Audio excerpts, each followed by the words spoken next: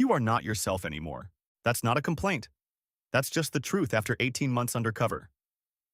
You don't remember the last time you introduced yourself by your real name. You don't remember the last time you slept in your own bed. You don't remember the last time you looked in a mirror and recognized the person looking back. Your name, your real name, is Detective James Reilly. Badge number 4471. 8 years on the force. Commendations for bravery. A mother who still leaves voicemails you never return. But nobody here knows that. Here you are, Marco. And Marco is very good at his job. It started simple enough. 18 months ago, your lieutenant called you into his office and closed the door. He slid a photograph across the desk. A man named Dante Cavalcante. Mid-level organized crime. Moving product through 3 different neighborhoods. Smart enough to avoid arrest. Connected enough to avoid informants. We need someone inside, your lieutenant said. You said yes before he finished the sentence. You were 31 years old. No wife, no kids, no attachments. Perfect for the job. You'd done 2 shorter undercover stints before. A week here, 3 weeks there. You knew the basics. Build a cover story. Stay consistent. Don't get attached. 18 months later, you are sitting in the back of a black SUV with Dante Cavalcante himself, driving through the city at 2 a.m., and he is telling you about his daughter's dance recital next weekend and asking if you want to come.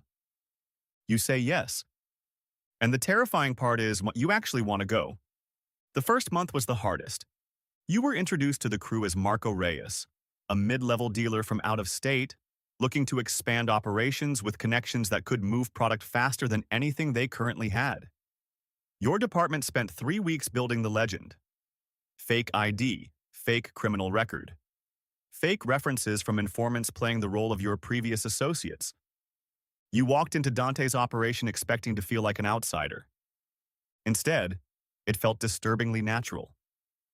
The crew accepted you faster than you expected.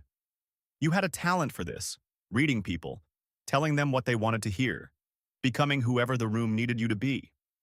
Within 3 weeks, you were eating dinner with them. Within 6 weeks, you were trusted with deliveries. Within 3 months, you were in the room when decisions were made. You told yourself it was just the job. You were good at it. That was fine. That was the point. But somewhere around month 4, something shifted. His name was Rico, 22 years old. Dante's nephew. Loud, funny, reckless, in the way that only young men who feel invincible can be. He latched onto you from the beginning, followed you around, asked your advice, called you his older brother. You knew what he was. You knew what he did. You had it all in your reports. But when Rico showed up at your door at midnight with a busted lip and nowhere to go because he'd gotten into it with some guys from a rival crew, you let him in. You made him coffee. You sat with him until 3 a.m., listening to him talk about his mother, his plans, the life he wished he had. You filed a report the next day, but you left that part out. Month 7. Dante started trusting you with money. Not just moving it, managing it. You had a head for numbers and Dante knew it. He started bringing you into meetings with the accountants, the lawyers, the men in expensive suits who made everything look legitimate on paper. You were building the case of the century. Every meeting recorded. Every transaction documented. Your lieutenant was ecstatic. The DA was already talking about Rico charges that would take down the entire operation. All you had to do was hold on a little longer. Then Dante offered you a cut. Real money. Not department money, not the small weekly stipend that barely covered your cover apartment. Real money. $50,000 for 1 month's work coordinating a single shipment. You said no. The second time he offered you said yes. You told yourself it was to maintain cover. You told yourself you'd hand it over to the department. You told yourself a lot of things. You put $40,000 in an evidence locker. You kept 10. Just to see what it felt like. Month 10. Her name was Sophia. Dante's bookkeeper. 34 years old. Dark eyes. Quiet in rooms full of loud men. She had a degree in accounting from a real university and a complicated answer for why she ended up here that you never pushed her on because you understood complicated answers. You knew from the beginning she was part of the case. You knew from the beginning you should keep your distance. You didn't keep your distance.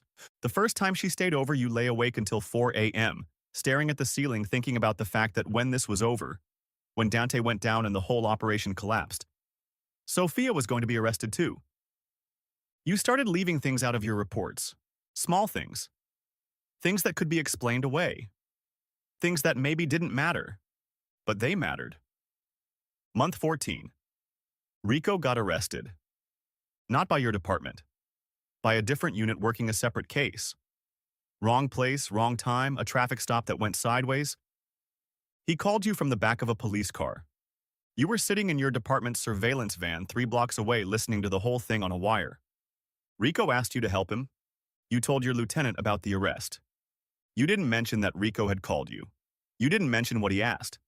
You didn't mention that you sat in that van for 20 minutes afterward with your hands shaking, trying to figure out which side of the law you were actually on anymore. Month 16.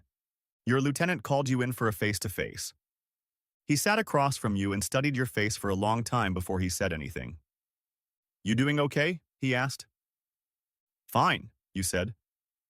The case is almost there, he said. 2 more months, maybe less. We're going to move soon. You nodded. You sure you're okay? He asked again. I'm fine, you said. You drove back to Dante's neighborhood. You had dinner with the crew. You laughed at Rico's jokes. You held Sophia's hand under the table. You filed your report that night. You left out everything that mattered. Month 18. The call comes at 6 a.m. Your lieutenant. 2 words. We're moving. You sit up in bed. Sophia is asleep beside you. The city is just starting to get light outside the window. You have exactly 1 hour before the arrests begin. You know where everyone will be. You know their routines. You know their hiding spots and their escape routes and which ones will run and which ones will freeze. You also know that if you make 1 phone call right now, 1 anonymous tip, half of them could disappear before the units arrive. You sit on the edge of the bed for a long time. You think about badge number 4471. You think about your mother's voicemails. You think about the commendations on your wall in an apartment you haven't visited in 18 months. You think about Rico calling you from the back of a police car. You think about Sophia sleeping 3 feet away from you who has no idea who you really are. You pick up the phone. You make the right call. You don't tip them off. You give your lieutenant everything. The locations, the routes, the details you'd been leaving out of your reports. All of it. You give it all back. The arrests go smoothly. 23 people. The DA calls it the most significant organized crime takedown in the city in 15 years. Your lieutenant shakes your hand. He tells you you're a hero. You nod. Sophia is arrested at 7:14 a.m. She doesn't say anything when they put the handcuffs on. She just looks at the ground. She never looks at you. Rico cries. Dante looks at you across the parking lot as they walk him to the car, and he doesn't look angry. He looks like a man who should have known better but somehow still didn't see it coming. He nods at you once. You nod back. They give you 3 weeks paid leave. You spend most of it in your apartment, your real apartment, which feels like a stranger's home. You sleep in your own bed and it feels wrong. You order food and watch television and try to remember who James Reilly is. It takes longer than you expected. Your lieutenant offers you a commendation ceremony. You decline. He offers you a promotion. You say you'll think about it. He asks if you want to do it again. Another undercover assignment. Longer term. Bigger target. You sit with that question for a long time. The problem with going that deep is that you find out things about yourself you can't unknow.